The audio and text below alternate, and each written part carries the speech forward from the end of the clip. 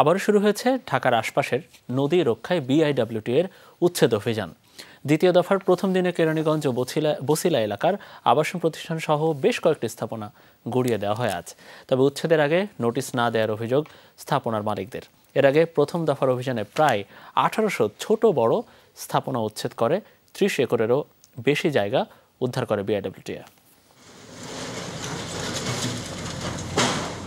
Bosila bridge এলাকা থেকে অভিযান শুরু করে বিআইডব্লিউটিএ। গুড়িয়ে দেওয়া হয় নদী দখল করে গড়ে ওঠা প্রায় 30টি বহুতল ভবন ও স্থাপনা। স্থাপনাগুলো থেকে মালামাল সরাতে প্রথমে অস্বীকৃতি জানায় স্থানীয়রা, পরে আইনশৃঙ্খলা বাহিনীর সহায়তায় তাদের সরানো হয়। স্থানীয় বাসিন্দাদের অভিযোগ, অভিযানের আগে কোনো নোটিশ দেওয়া হয়নি তাদের। আমাদের এই পৈতৃক সম্পত্তি এগুলা কখনোই নদী না কিংবা মানে অবৈধ জায়গা না। সিএসএস এর রেকর্ড অনুসারে আমার জমি যদি পড়ে থাকে তা আমার ক্ষতিপূরণ দিব। যে রেকর্ড আছে আমাদের নকশা আছে, এগুলো আরও আমাদের 40 ফিট যাবে নদীর ভিতরে। নির্দিষ্ট সীমানা নির্ধারণ করে তারপরে যদি এই এলাকাটা ভাঙতো, ধরেন গাবতলী থেকে আপনার আমাদের বছিলার সীমা বা কামরাঙ্গীরচরের শেষ সীমানা পর্যন্ত, এটা কিন্তু নির্দিষ্ট কোনো সীমানা এখন পর্যন্ত দেওয়া নাই। তবে এইসব অভিযোগ ভিত্তিহীন বলে জানায় বিআইডব্লিউটিএ।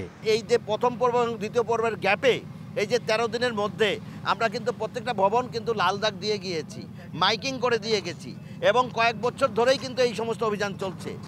দ্বিতীয় দফার অভিযান চলবে 12 কার্যদিবস। আর আশুলিয়া পর্যন্ত নদীর দুপাশ দখলমুক্ত করা সহ পরবর্তী পরিকল্পনার কথাও জানান কর্মকর্তারা। ভরাট অপসারণ করে নদীর জায়গা নদীকে ফিরিয়ে দিতে এবং এই নদীর যে ভরাট করে নদীর গর্ভ এবং নদীকে যে একেবারে সংকীর্ণ করে ফেলেছে, সেই সংকীর্ণ যে জায়গাটা আমরা এক্সকেভেটর এবং ড্রেজিং দিয়ে আমরা কিন্তু একেবারে ওয়াশ আউট করে যাওয়ার চেষ্টা করব। কেরানীগঞ্জের বালুরচর এলাকায় অভিযানে গুড়িয়ে দেওয়া হয় বেশ কয়েকটি দেয়াল ও ঘর। বিআইডব্লিউটি এর অভিযোগ, আবাসন প্রকল্পের নামে বুড়িগঙ্গা তীরের অন্তত 70 ফিট গিলে ফেলেছে এই মধু সিটি।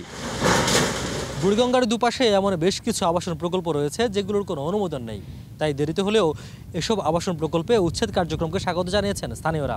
তবে তারা বলছেন, এখন সবচেয়ে বড় চ্যালেঞ্জ উচ্ছেদের পাশাপাশি দ্রুত সময়ের মধ্যে নদীর পাড়ে চলার পথ তৈরি করা। তাতে যদি বিলম্ব হয় তাহলে নদী আবারও দখলদারদের হাতে চলে যাওয়ার শঙ্কা আছে বুড়িগঙ্গা পাড়ের মানুষের। রিয়াজ রায়হান, যমুনা নিউজ, কেরানীগঞ্জ, ঢাকা।